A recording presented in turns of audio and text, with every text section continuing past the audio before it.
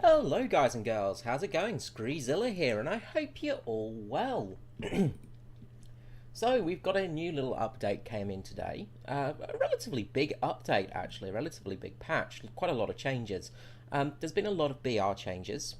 The biggest of course is the IS6 being uptiered to 7.3 I think it is. 7.3, there we go, yes. So that's going to please a lot of people, having that in a slightly higher BR. But the big news for today for me, and the one I'm going to be talking about today predominantly, is the Japanese tank line. Yes, I know, Japanese tanks and me, what a surprise. So, we have a new shell for the Type 5 gun. So, the...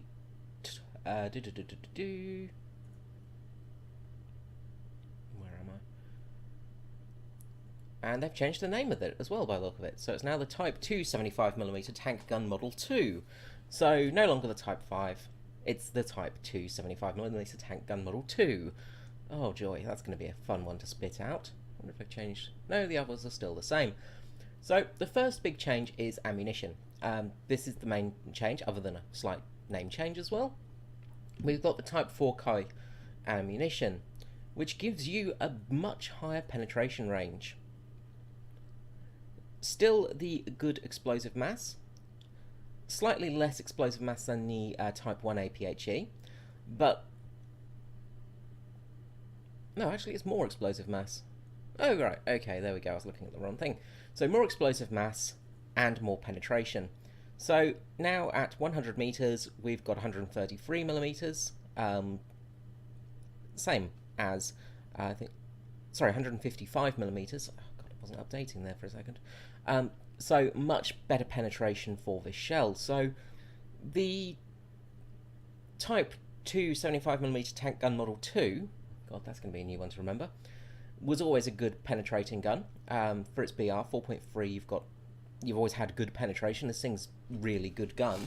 The explosive filler in there is really handy too, but this new shell is going to be absolutely devastating. And same muzzle velocity. So it's going to have really nice aiming to it as well. So that's really good news. The biggest news, though, is the Type 74 finally has the correct ammunition. Hooray! Oddly, it's only on the Type 74, so the other vehicles with the L7A3 gun have not got it yet. But those nations have tanks that are capable of, you know, much better things. So we've finally got an armor-piercing Discardo Apfsds Shell. Yes, we finally have one. It's great news. So no longer are you going to have to use the armor-piercing Discardo Sabo Shell.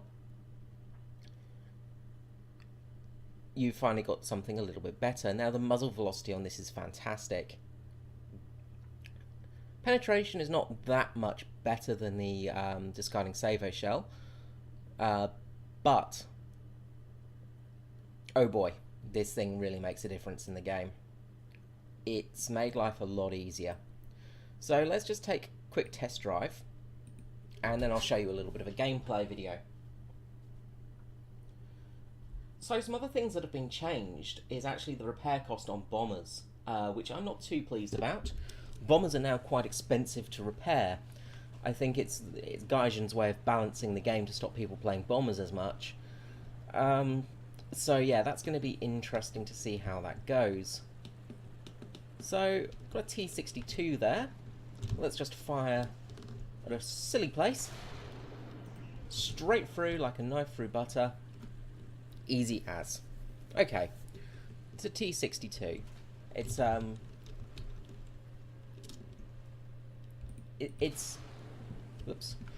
it's not the top end tanks. Let's go over to the T64 now.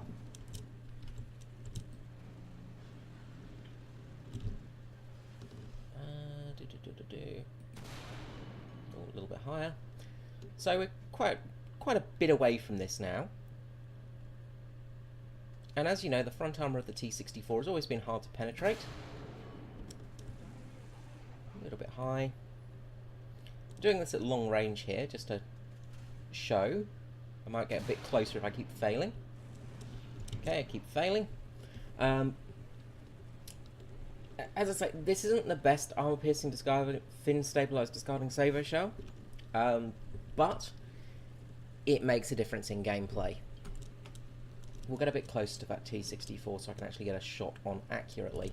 Now, I did test this out beforehand, so of course, no doubt it's not going to work for me now.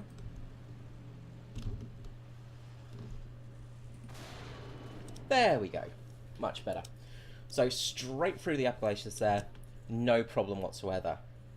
Oh yes, the Japanese tanks are back in action, baby. So, this has really made a difference to this tank. It has made this tank viable again in top tier games. The biggest problem for the Japanese tanks was that lack of any decent ammunition. The muzzle velocity really makes a difference too. So let's just hop into the replay.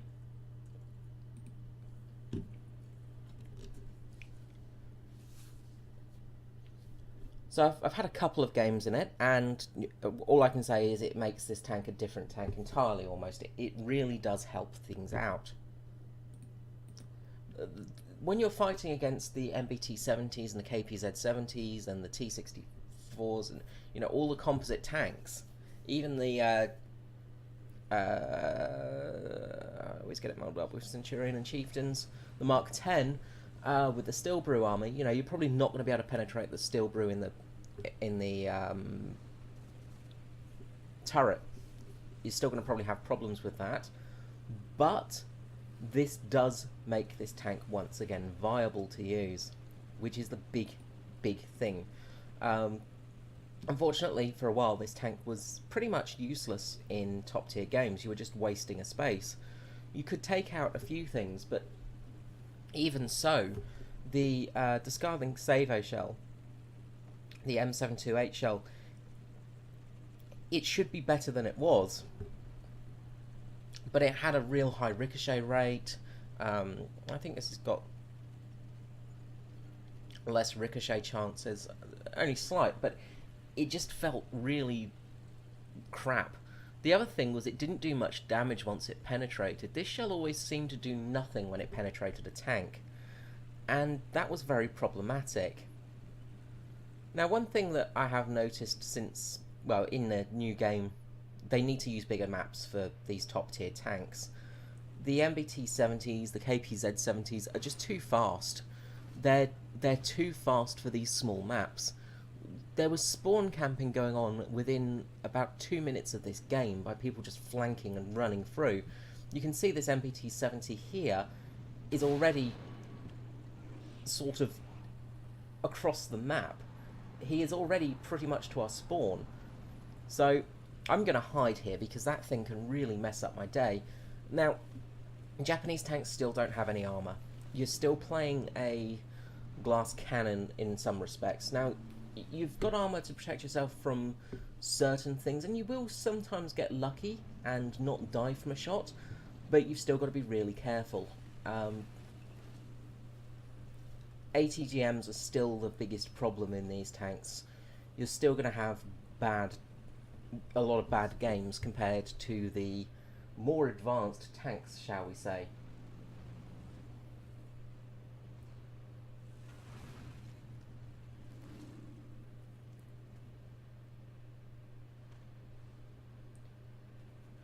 So, we're just going to hang around here for a moment, and we're just going to wait for that MBT-70 to poke out again, hopefully. I don't want to be too exposed here. So, there's been a lot of BR changes with this patch as well. And most notably, I think, well, other than the i6, the Churchill Mark 1 has gone down a few BR levels. Well, it's gone down by 0.3, so it's now a 3.0 tank instead of a 3.3. So that's really going to make an interesting lineup with the Matilda. You've got two very heavily armoured tanks to take on enemy with. So just giving a glance around here. Now this probably isn't my best match I've ever had. This is just a very sort of stock average gain. The MBT-70 appears over there. Fire, go straight through his turret, take out his loader. As you can see, this shell has made a difference, because beforehand that would have been useless. I wouldn't have done anything. Fire again, straight through, right through the gun mantlet, take out his entire crew, job done. I even bounced a shot. I got a lucky shot, hit me on the optics of the tank, and survived that. So that is the MBT-70 taken care of. That would have been nigh impossible without this shell. So it is really good news that we've got this for these Japanese tanks. Now, the STB doesn't have the shell yet. Well, I don't think it will be getting the shell, unfortunately, because it was the prototype tank, so it will still remain with the standard shells, even though these two tanks are identical, have the same guns, blah blah blah. But the STB is now, I think, 7.0, so it's gone down a little bit in its BR. So if you play that alone, you're not going to be facing these top tanks anymore, being that they've been bumped up to a higher BR level. So you can now play the STB without having to face some of these incredible modern Cold War era tanks, which again is good news because it makes it a viable tank to play.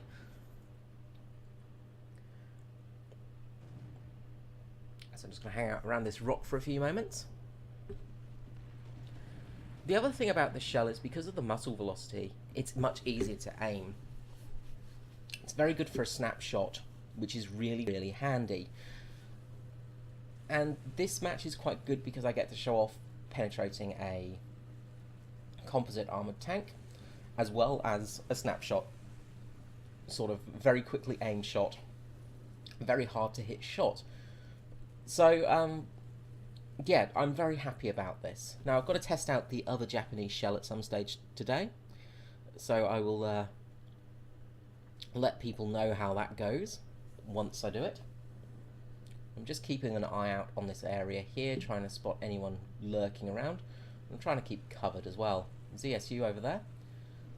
So, get a shot straight through that little gap.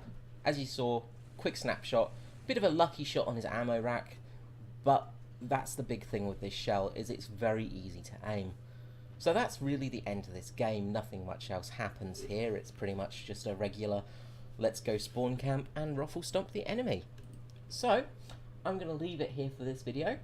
Let me know below what you think of the new shell. Have you used it yet?